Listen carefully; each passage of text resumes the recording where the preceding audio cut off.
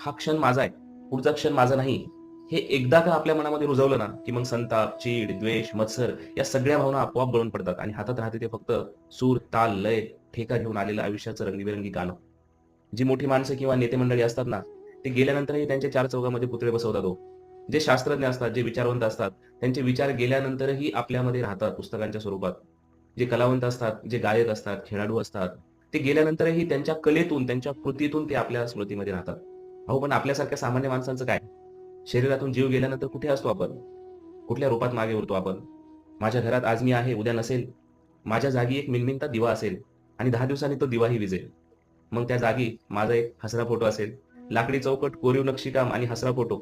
काही दिवसांनी माझ्या लटकलेल्या फोटोवर साचलेली धूळ असेल आणि त्या फोटोची पातळ काच ही वेडीवाकडी झालेली असेल, तडकलेली असेल. काही वर्षांनी माझा तो हसरा फोटो भिंतीवरच्या छिद्रातून खिळ्यासकट खाली गळून पडलेला असेल आणि मग